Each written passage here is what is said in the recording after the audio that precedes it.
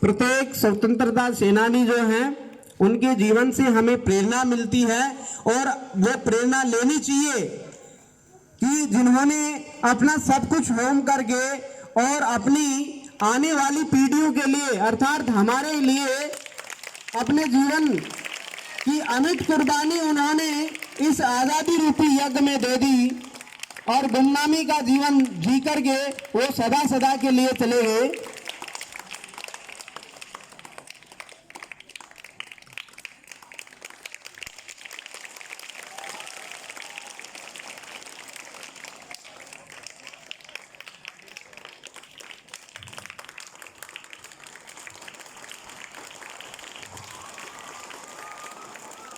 सभी विद्यार्थी मन ही मन इस तरह का एक प्रण ले कि हम भी देश के लिए कुछ करें ताकि आगे आने वाली जो पीढ़ियां हैं वो हमें भी इस तरह से याद करें।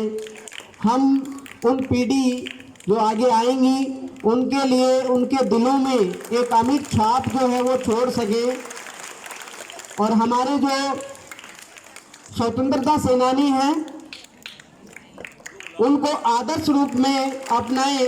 सभी शिक्षकगण जो हैं वो बारी बारी से आ जाएं, ज़्यादा समय न लेते हुए।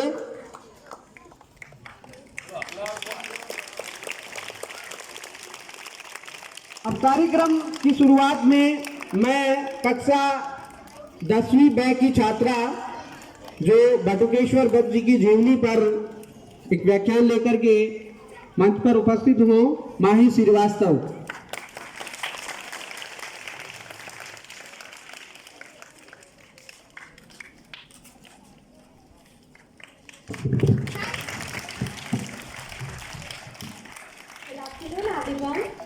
Srivastava from class 10B and I want to tell you something about Shri Batukeshwar Dutt.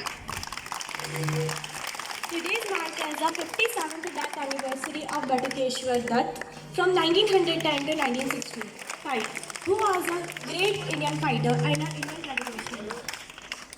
Batukeshwar Dutt, born in a Brahmin family in 1910 in the village of Audi. He grew up and studied in Kanpur. It is here that he met Bhagat Singh in 1924. Later on, he joined in the Hindustan Socialist Republic Association and involved in the revolutionary activities. They aimed to overthrow the British colonial rule. On 8th of April 1929, Bhagat Singh and Batukeshwar Dutt stormed in the Central Legislative Assembly and threw 2 smoke bombs on the empty treasury benches. Being careful to ensure that there were no casualties. The 2 revolutionaries explained on their trial that if the deeps are to be heard, then the sound have to be very loud. Bhagat Singh and Batukeshwar Dutt did not make any effort to escape and quoted arrested while shouting slogans like Inqilab Zindabad. They both sentenced imprisonment in the Andaman and Nicobar jail, where along with Bhagat Singh, Batukeshwar Dutt also participated in the hunger strike banned for the prisoners. Batukeshwar Dutt and Bhagat Singh joined in the hunger strike banned for the prisoners. This grabbed a lot of attention from media and made improvement in the prison conditions. Batukeshwar Dutt contracted with tuberculosis after he released from prison. However, this did not affect him to joining in the Quit India movement in 1942. After the independence, the Indian state did not confer any of his participation towards the anti-colonial struggle. Batukeshwar Dutt diagnosed with cancer in 1964. After a long year of non-recognition, then the Chief Minister of Punjab came to meet him and offered some financial aid for his recovery. In 1965, Batukeshwar Dutt died in illness. Batukeshwar Dutt, as per his last wish, he was cremated in Hosianwala Bagh in Punjab, where Dutt's comrades Bhagat Singh, Sukhdev and Rajguru were also has been cremated. Thank you so much.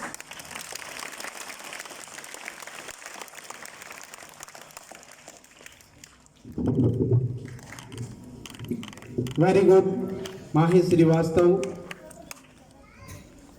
जो अपना speech Batukeshwar Dutt जी की जीवनी पर आधारित था। सूरवीर गर्वीले नायक, राष्ट्रभक्त बलिदानी, देश पे जान लुटाने वाले स्वतंत्रता सेनानी। ऐसे ही महान विभूति जो बटुकेश्वर दत्त जी हैं, उनका जो विरोध था उस समय की जो केंद्र सरकार थी, उसका एक जो बिल है पब्लिक सेफ्टी बिल और ट्रेड डिस्प्यूट, उसके विरोध में था। और जो बहरी अंग्रेज सरकार थी, उनके कानों तक बम विस्फोट करके अपनी आवाज़ सुनानी थी। इसी कड़ी में मैं आगे मंच पर विद्यालय के सामाजिक अध्ययन के प्रशिक्षित स्नातक शिक्षक श्री सुरेश कुमार स्वामी जी को आमंत्रित करना चाहूँगा कि वो आज महान स्वतंत्रता सेनानी के स्मृति दिवस पर मंच पर आएं और अपने विचारों से उद्बोधित करें। श्री सुरेश कुमार स्वामी जी।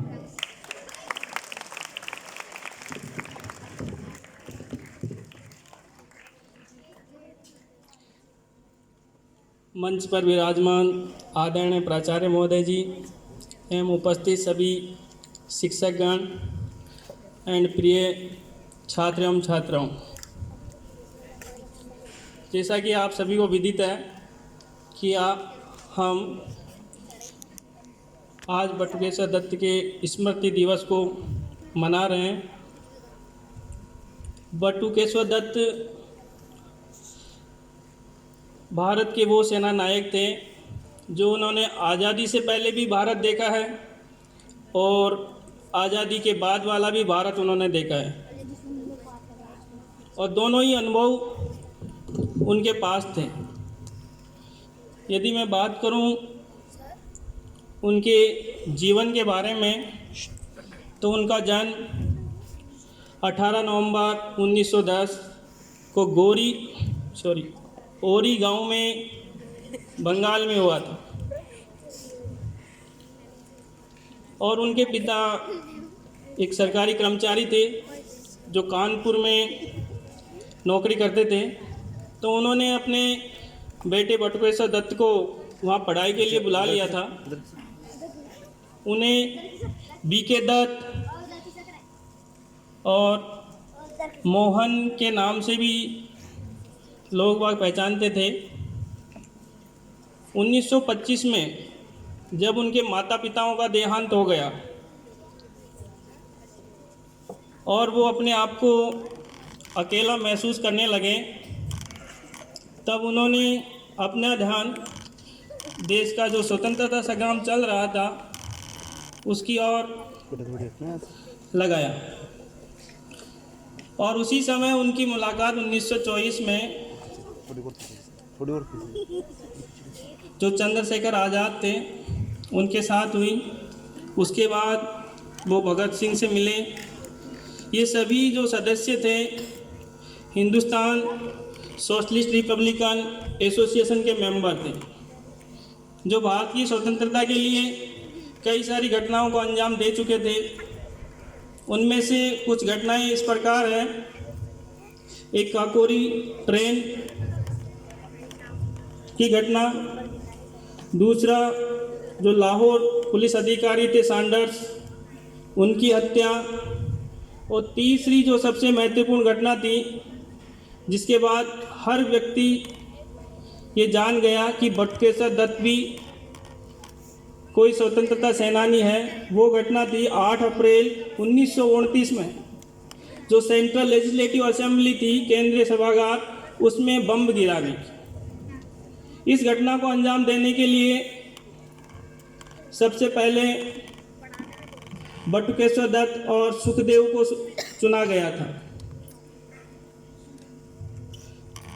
क्योंकि उस समय भगत सिंह को सोवियत संघ का दौरा करना था, तो उनका नाम इस योजना में शामिल नहीं था। लेकिन कुछ ही कारणों की वजह से भगत सिंह का वो दौरा रद्द हो गया, और उसके बाद ये बम गिराने की जो जिम्मेदारी बटुकेश्वर दत्त को दी गई थी, और उनके साथ जाने के लिए भगत सिंह को चुना गया। भगत सिंह को बम गिराने के लिए नहीं कहा गया था, सिर्फ उनके साथ खड़े रहने के लिए बोला गया। जो काम पहले सुखदेव करने वाले थे वो काम अब भगत सिंह ने उनके साथ जाकर किया।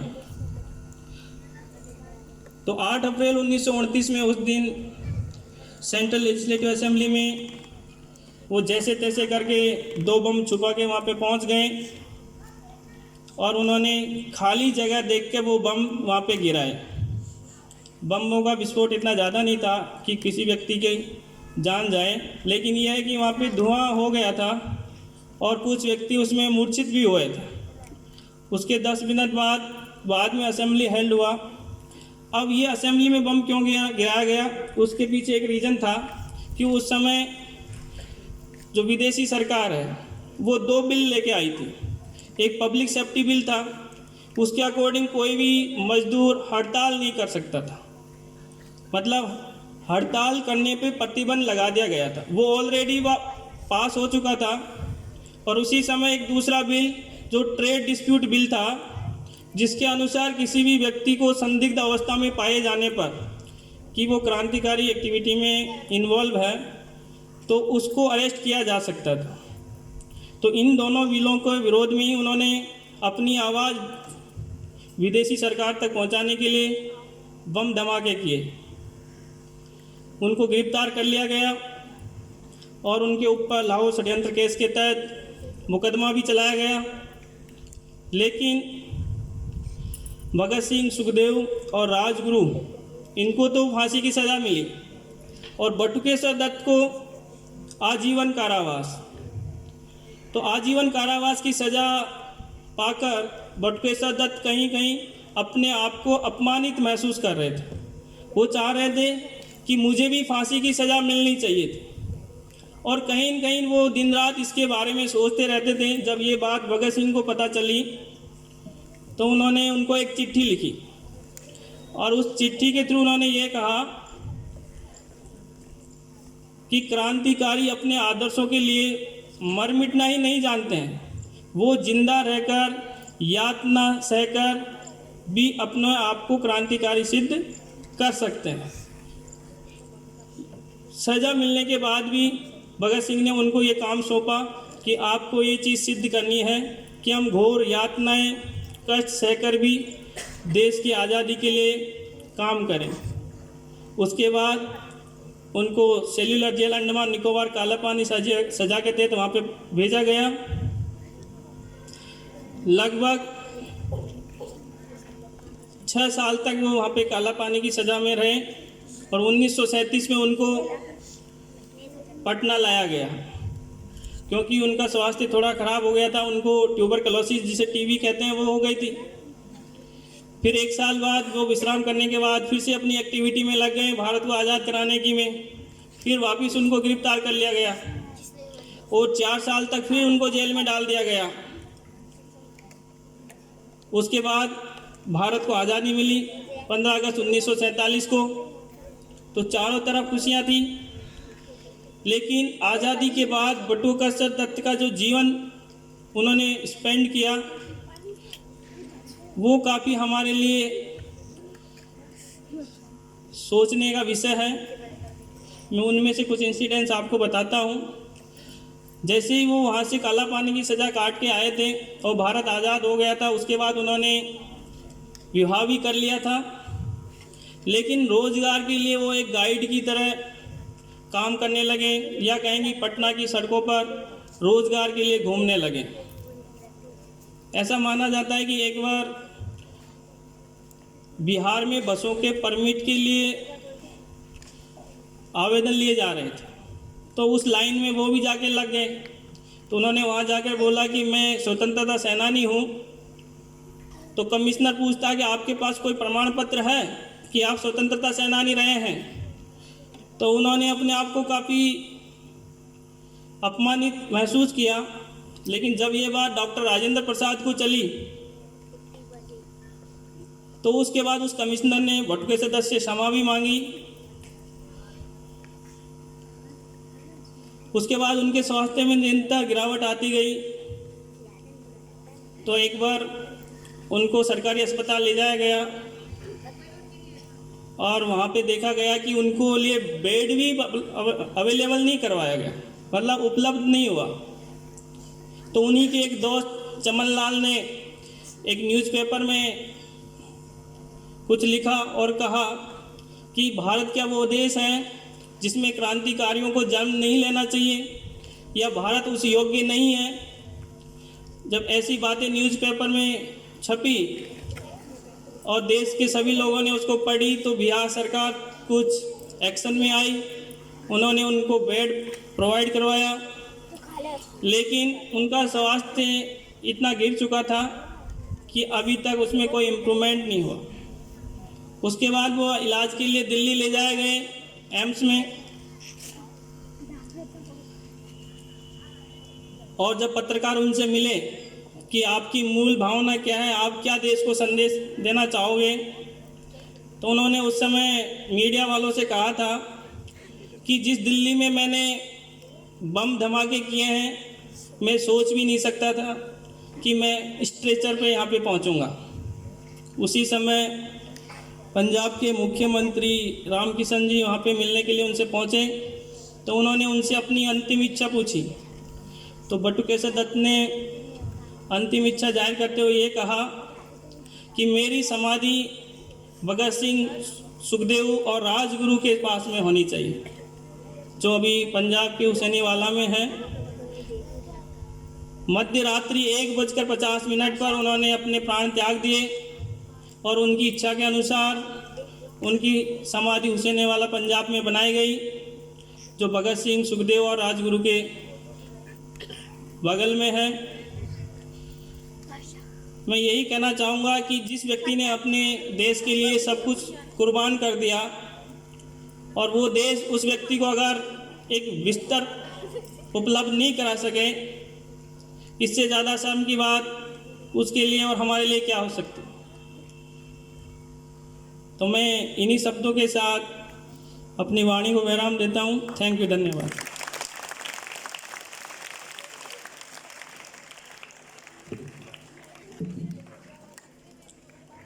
बहुत बहुत धन्यवाद सर। जैसा कि बटुकेश्वर दत्त जी के जीवन से हमें यह सीख मिलती है कि जिन्होंने कभी अपने व्यक्तिगत लाभ के लिए काम नहीं किया, चाहे उनको सुविधाएं मिले या न मिले, कभी ऐसा सोचा नहीं और अपने जीवन की कुर्बानी आगे आने वाली पीढ़ियों के लिए कर दी, तो ऐसे महान शख्सियत विभूति को मैं नमन करता हूँ। इसी कड़ी में प्रत्येक कार्यक्रम में ऐसे अनछुए पहलू जिनसे हमें रूबरू कराते रहे हैं, हमारे विद्यालय के प्राचार्य महोदय जी से मैं निवेदन करता हूं कि वो हमारे समक्ष मंच पर आज के इस कार्यक्रम के अनछुए पहलू से हमें रूबरू कराएं। आदरणीय प्राचार्य महोदय जी।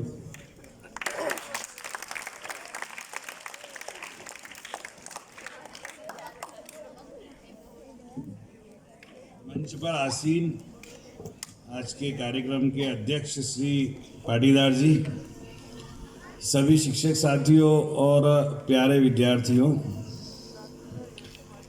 आपको बहुत अच्छे तरीके से पहले माही ने आंग्ल भाषा में और बाद में स्वामी सर ने हिंदी भाषा में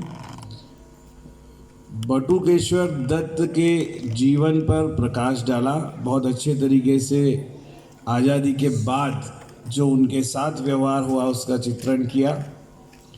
इससे ये स्पष्ट हो जाता है कि हमारे देश में ये जो सत्ताधारी लोग होते हैं, जो नेता लोग होते हैं, ये कभी भी देश का भला कुछ खास नहीं कर सकते।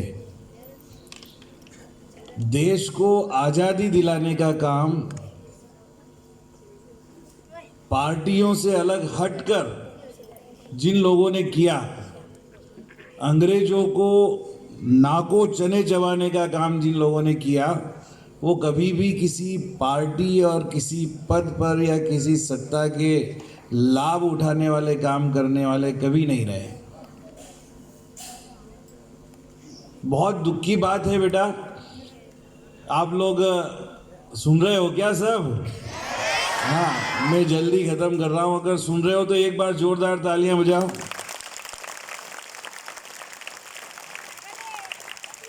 अच्छा ये बताओ, आज हम जन्म दिवस मना रहे हैं या पुण्यतिथि मना रहे हैं? किसकी मना रहे हैं? बटुकेश्वर दत्त। कौन थे ये?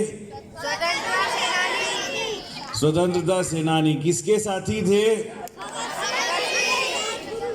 अच्छा हाँ, भगत सिंह, राजगुरु, सुखदेव, अशफाक उल्लाह खां, बटुकेश्वर दत्त, सचिंद्र सान्याल, मनमथनाथ गुप्त, गणेश शंकर विद्यार्थी, ये वो सारे नाम हैं जो ये एक तरह से एक ही ग्रुप के लोग थे। ठीक है, नौजवान भारत सभा के सदस्य भी थे उस समय। एक इन लोगों ने अपनी संस्था बनाई थी और हिंदुस्तान रिपब्लिकन पार्टी के सदस्य भी थे। बाद में उसका नाम हिंदुस्तान सोशल रिपब्लिक पार्टी रखा गया। तो ये सत्ता के लोभी बिल्कुल भी नहीं थे। ठीक है, चलो अब बात में ये बता रहा था कि कभी कभी ऐसा होता है, आप देखना, कभी कभी ऐसा होता है कि जो काम दादाजी ने किया देश के लिए, पिताजी उसका एकदम उल्टा करते हैं। ठीक है ना? लेकिन जब बात पोते को समझ में आती है,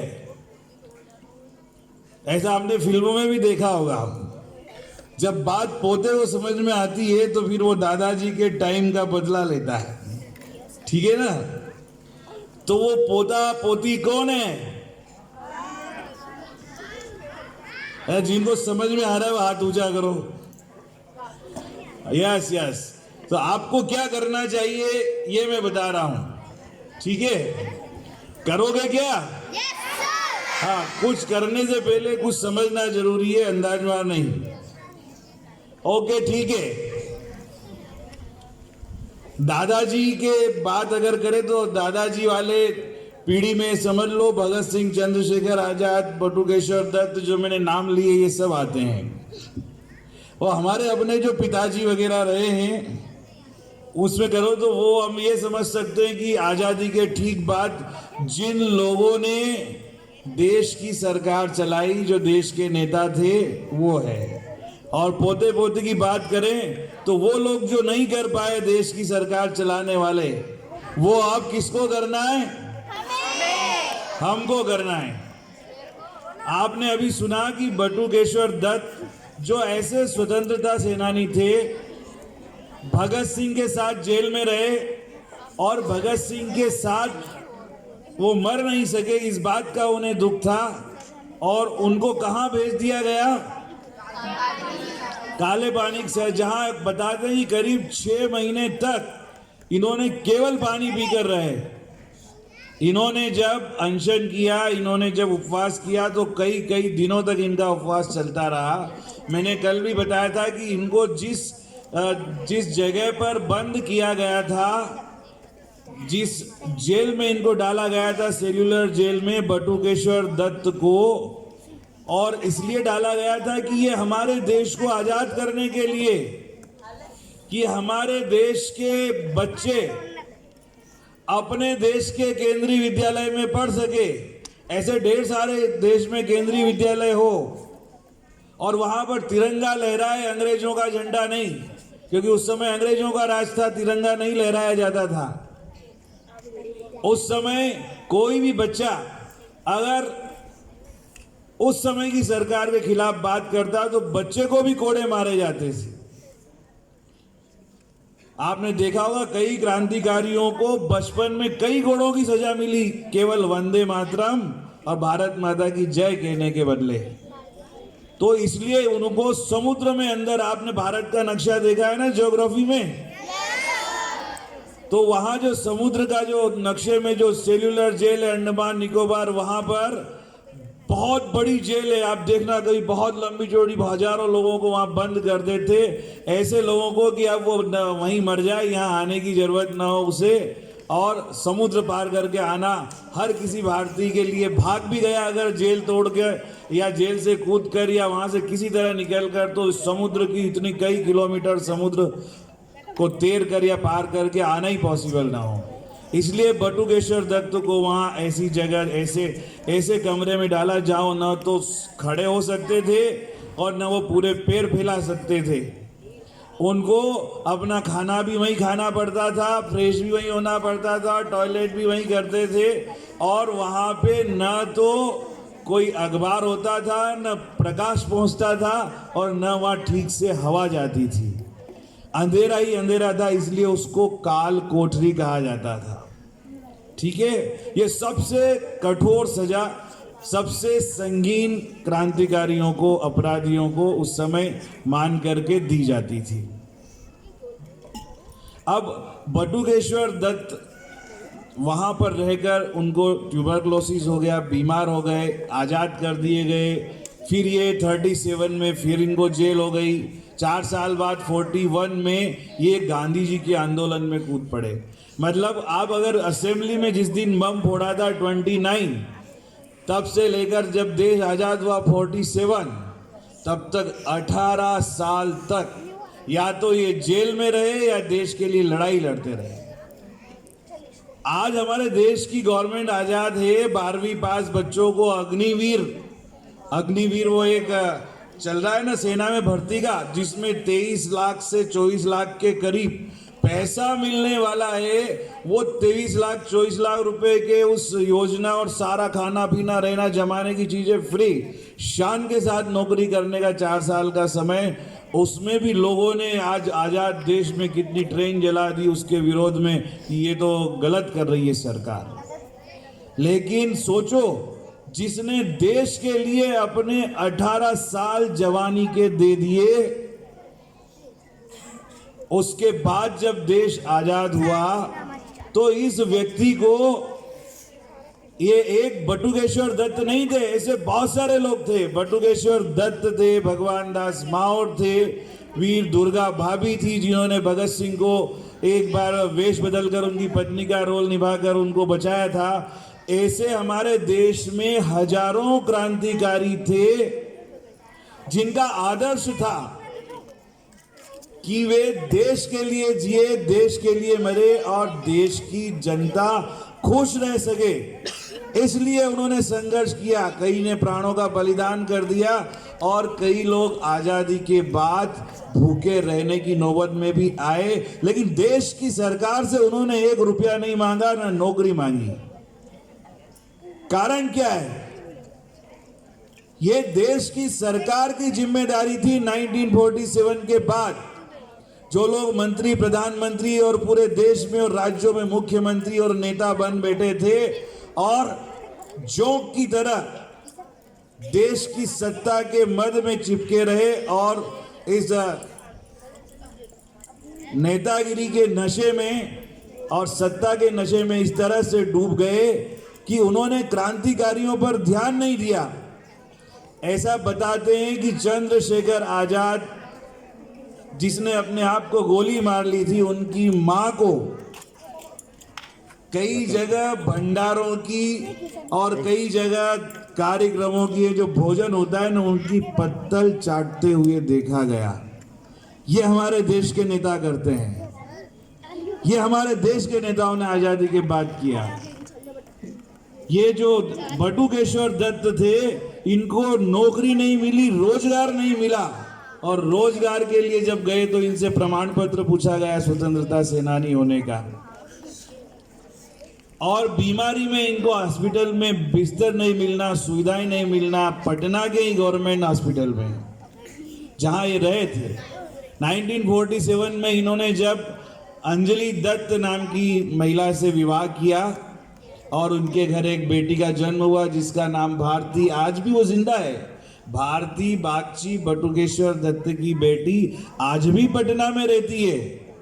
पिछले वर्ष हमने देखा यूट्यूब पर और वैसे भी समाचार में भी कि आज ही के दिन बटुकेश्वर दत्त की इस पुण्यतिथि पर ये जी टीवी वाले उनके घर गए थे उनका इंटरव्यू लेने, लेकिन उनको उस समय कोरोना हो गया था। बटुकेश्वर दत्त की बेटी भारती को, वो भी 50-60 साल के करीब है, तो वो इंटरव्यू नहीं दे पाई। बाद में उन्होंने साक्षात्कार दिया और बटुकेश्वर दत्त की माताजी के बहुत सारे साक्षात्कार आज भी यूट्यूब पे है। वो भी अभी जिंदा है, पटना में रहती है, करीब 80+ उम्र की है।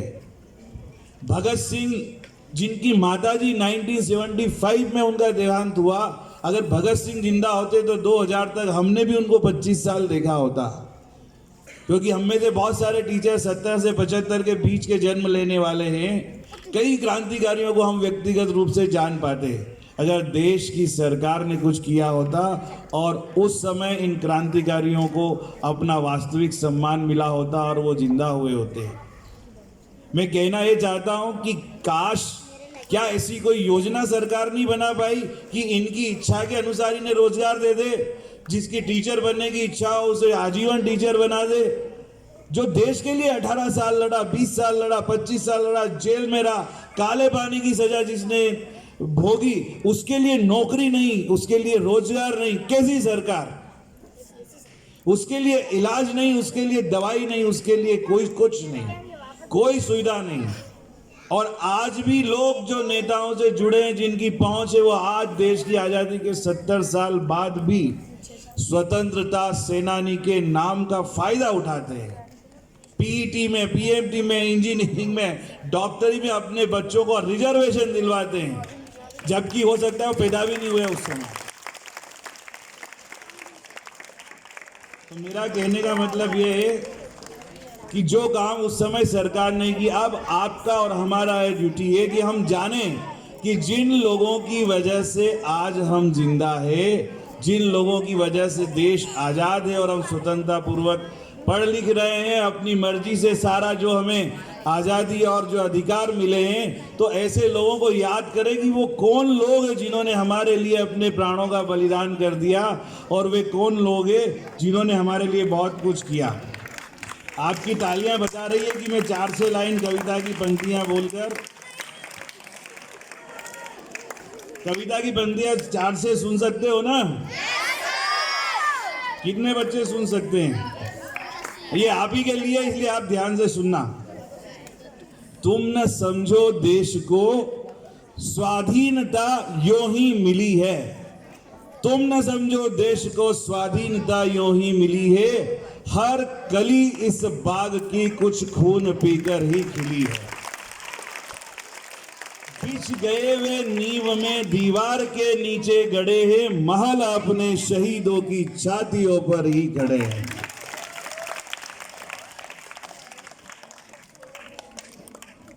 नींव के पत्थर तुम्हें सौगंध अपनी दे रहे हैं, जो धरोहर दी तुम्हें वह हाथ से जाने न देना।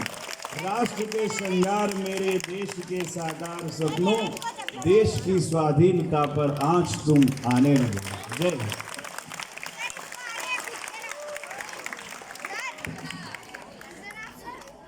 बहुत बहुत धन्यवाद।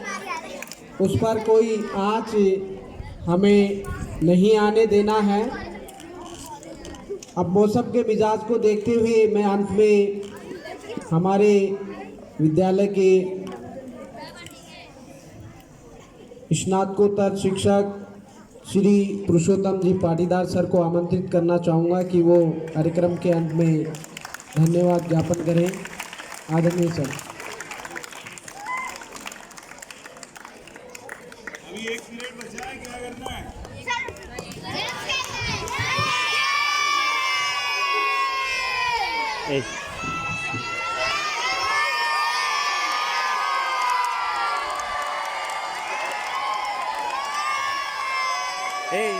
शुभ मध्याह्न बच्चों सभी को।